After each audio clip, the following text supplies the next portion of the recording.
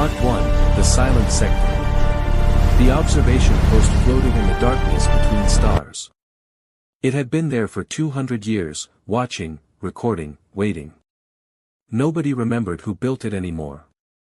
The Galactic Union had inherited it from an older civilization that had vanished long ago.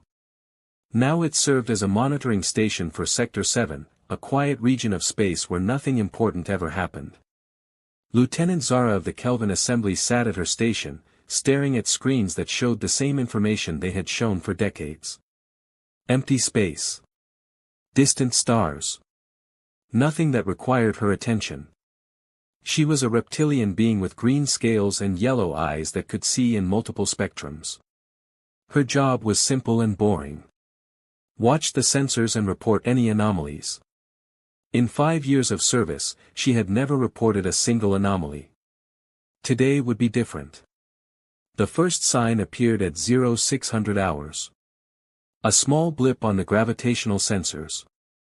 Zara almost ignored it.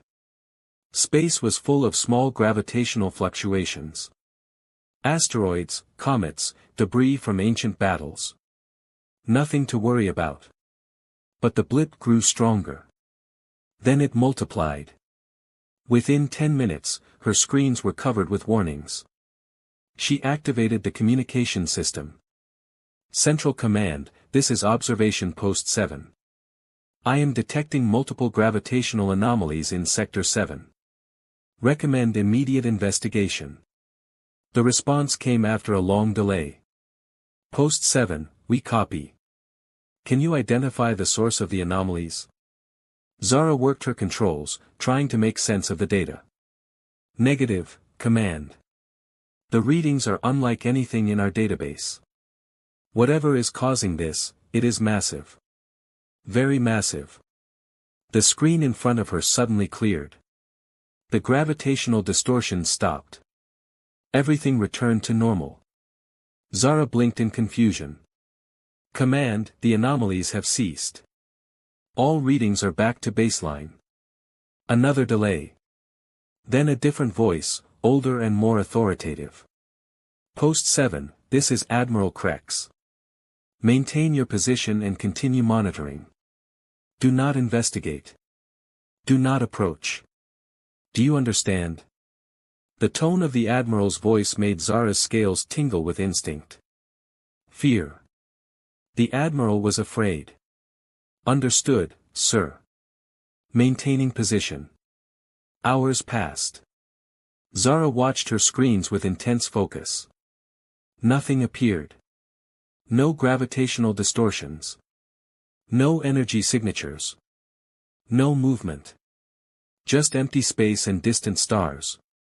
She began to think she had imagined the whole thing. Then she saw it. At first, it looked like a shadow. A patch of darkness where stars should have been visible. But shadows did not exist in space. Light either reached you or it did not. There was no such thing as darkness that moved on its own. Except this darkness was moving. It was spreading across her field of view like ink in water. Swallowing stars one by one. Zara's hands trembled as she activated the long-range visual sensors. The image that appeared on her screen made her breath catch in her throat. Ships. Thousands of them. No, not thousands. Millions.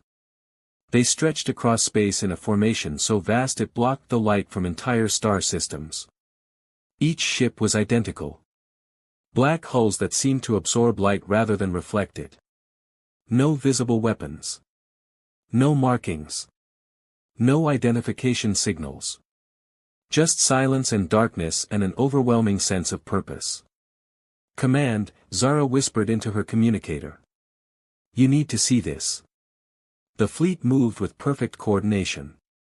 Every ship maintained exactly the same speed and distance from its neighbors. They moved through space like a single organism rather than individual vessels. Zara had studied military tactics at the academy.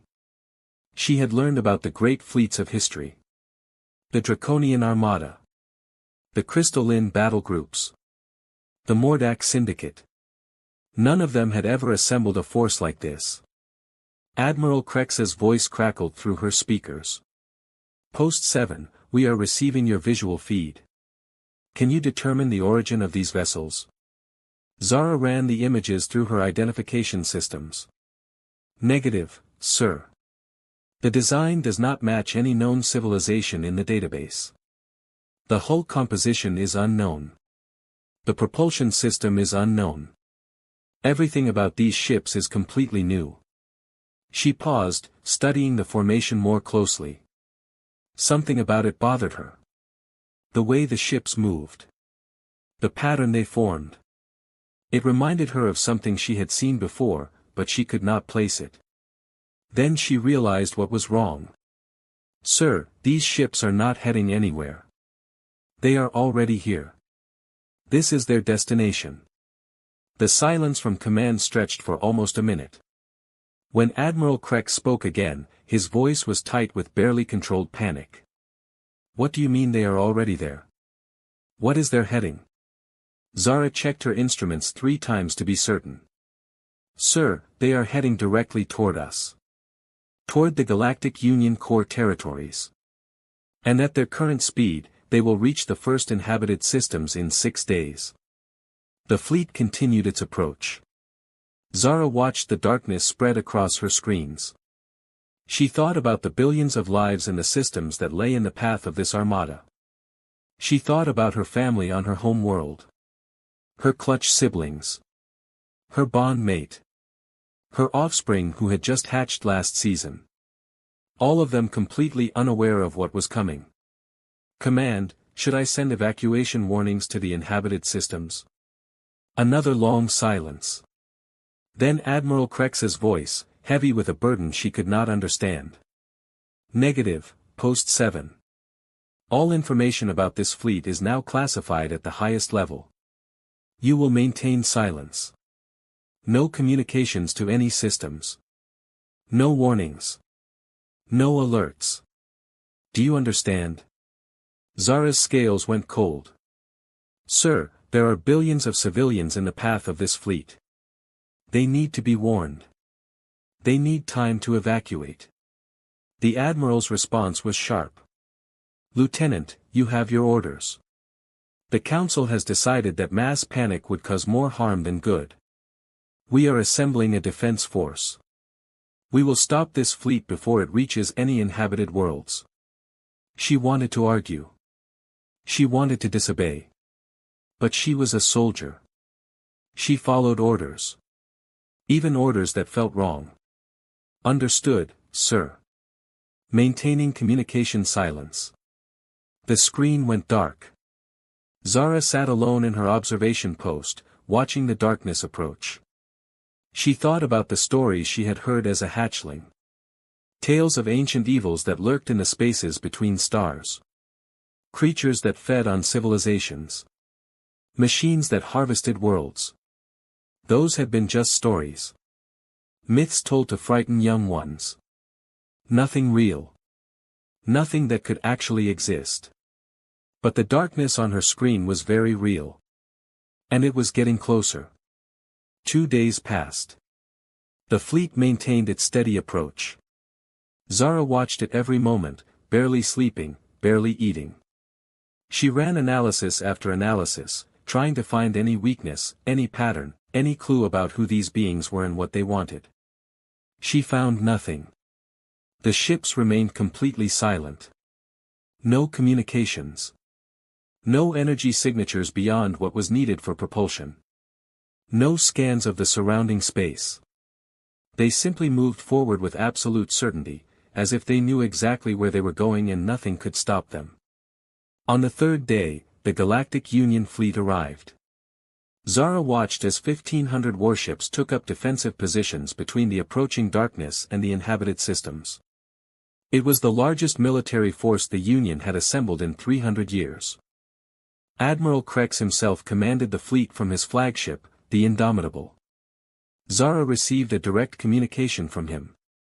Post 7, you are to fall back to a safe distance. What happens next may be dangerous. Understood? She did not want to leave. She wanted to see what would happen. But again, Orders were orders. Understood, sir. Falling back now. Her small station had limited propulsion. She managed to move it 10,000 kilometers away from the defense line. It was not far enough, she knew. If this turned into a battle, the energy releases would probably destroy her station anyway. But she stayed at her post. She owed it to everyone who was about to fight. She owed it to witness what happened. The two fleets met in the empty space between stars. Admiral Krex broadcast a message on all frequencies. Unknown vessels, you are approaching Galactic Union territory. Identify yourselves immediately and state your intentions. This is your only warning. The black ships did not respond. They did not slow down. They did not change course. They simply continued forward. The admiral waited as long as he could. Then he gave the order. All ships, weapons free. Fire at will. 1,500 warships opened fire at once. Energy beams, missiles, kinetic rounds, plasma torpedoes. Every weapon in the Union arsenal unleashed simultaneously. The void between fleets filled with light and destruction. Zara watched through her sensors, barely able to process the amount of firepower being deployed. It was enough to sterilize a dozen planets. Enough to crack moons.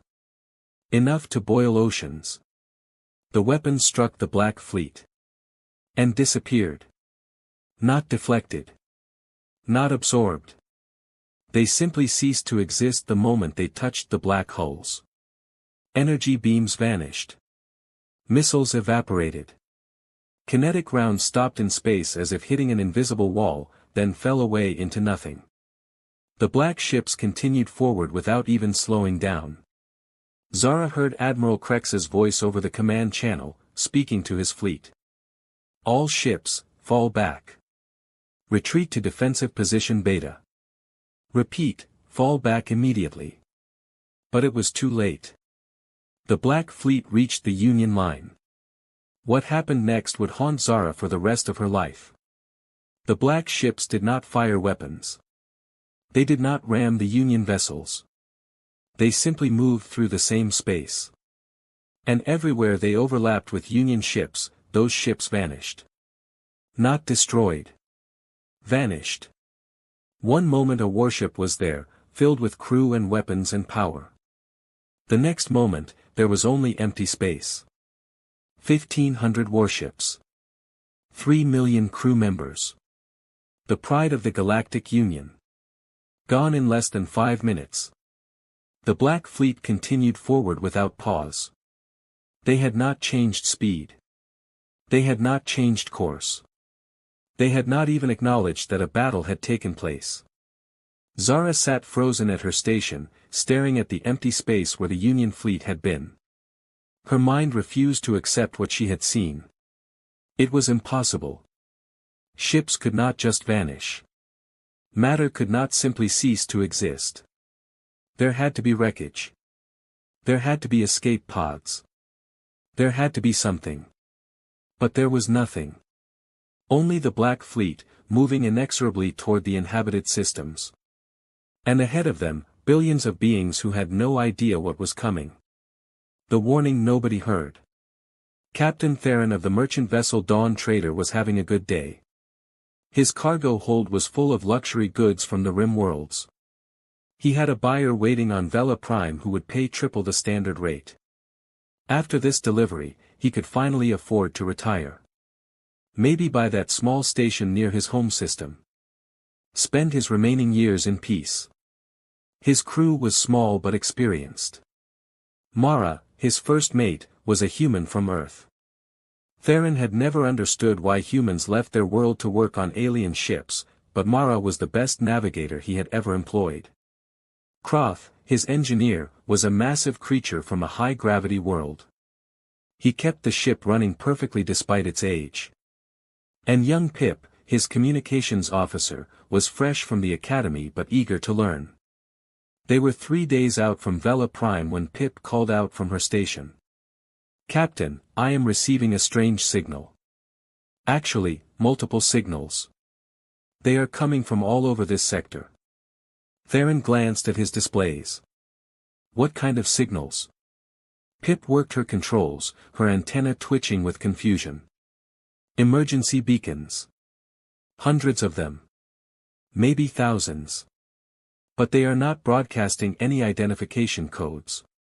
Just a location and a distress call. Mara looked up from her navigation charts. Her human face showed concern. Captain, merchant law requires us to investigate distress signals if we are able. Theron knew the law. He also knew that responding to distress calls in deep space was dangerous. Pirates sometimes used fake beacons to lure in victims. But hundreds of beacons all at once? That was not pirates. That was something worse. Croth, can we change course to investigate the nearest beacon? The engineer rumbled his response through the ship's speakers. Affirmative. We'll add 6 hours to our journey, but we have the fuel. Theron made his decision. Change course. But we stay alert.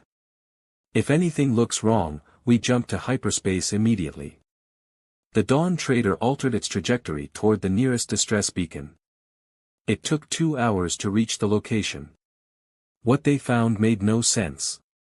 An escape pod floated in the void. It was standard Union military issue, designed to keep a crew alive for 30 days. The beacon was active and strong. But something was wrong with it. The pod was spinning slowly, tumbling end over end. That should not have happened. Military pods had gyroscopic stabilizers. Pip, try to contact the pod. See if anyone is alive in there. The young communications officer sent out a hailing signal. Static answered. Then a voice, weak and broken. Help us. Please. It took the others. It is still here. It is in the walls. Theron felt ice run through his blood. Those words. He had heard similar words before, in old recordings from missions gone wrong. Mara, scan the area. Tell me if you detect anything unusual. The human worked her sensors efficiently. Nothing, Captain. Empty space. Just us and the pod. Theron did not like this. Every instinct told him to leave. To jump to hyperspace and forget what he had heard. But people were in that pod. People who needed help. Croth, bring us alongside. We will retrieve the pod. The Dawn Trader moved carefully toward the spinning escape pod. Croth extended the cargo bay's magnetic grapple. The pod locked into place with a solid clunk. Pod secure, Captain. Bringing it into the bay now. Theron stood from his command chair. Mara, you have the bridge. I am going down to open the pod. Croth, meet me there. The cargo bay was cold and dark. Emergency lighting cast strange shadows across the walls. The escape pod sat in the center of the bay, still spinning slightly despite being locked in place. Theron could hear Croth approaching, the engineer's heavy footsteps echoing through the ship. Should we call for medical assistance? Croth asked. I do not know what condition they will be in. Theron approached the pod's external control panel. Not yet. Let us see what we are dealing with first. He entered the emergency access code. The pod's hatch hissed as the seal broke. Air rushed out, carrying with it a smell that made both of them step back. Blood. Fear. Something else. Something wrong. The hatch swung open. Inside the pod were 3 beings. 2 were dead. Their bodies showed no visible wounds, but their faces were frozen in expressions of absolute terror. Their eyes were wide and staring. Their mouths open in silent screams.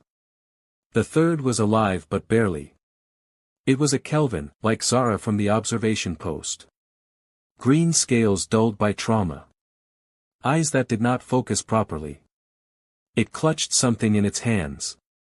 A data chip. When it saw Theron and Croth, it tried to speak. Only whispers came out. You have to warn them. Have to tell the council. We fired everything. Nothing worked. They just came through us. Through the ships. Through the hulls. Through everything. Theron knelt beside the injured Kelvin. Who came through? What attacked you? The Kelvin's eyes finally focused. Not attack. Not war. Harvest. They are harvesting us. Its grip on the data chip tightened. Take this. Show the council. Make them understand. We cannot fight them. We cannot hide from them. They see everything. They know everything. We are not the hunters. We have never been the hunters. The Kelvin's breathing became labored. Theron realized it was dying. Croth, get the medical kit. Now. But the engineer had already moved toward the wall locker where emergency supplies were stored. The Kelvin grabbed Theron's arm with surprising strength. No time. Already dead. The darkness touched me. I can feel it inside. Growing. Spreading. You have to leave this sector. You have to warn everyone. Run. Just run.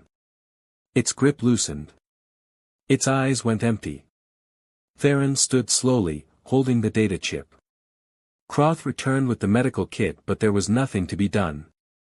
All three beings in the pod were dead now. Captain, what do we do? Theron looked at the data chip in his hand. We do what we were asked. We warn the council. He activated his communicator. Mara, plot a course to the nearest Union government station. Maximum speed. And prepare a hyperspace jump. I want to be ready to leave at any moment. Mara's voice came back immediately. Captain, something is wrong. I am detecting multiple gravitation anomalies throughout the sector. They appeared suddenly, all at once. Theron felt his hearts begin to race. How close are they? A pause. When Mara spoke again, her voice was tight with controlled fear. Captain, the nearest anomaly is right on top of us. Actually, it is inside the ship. Croth and Theron looked at each other. Then they looked at the walls of the cargo bay. The metal was changing. It was still solid, but something was moving through it. Not on the surface. Through the material itself. Like watching something swim beneath ice. The emergency lights began to flicker.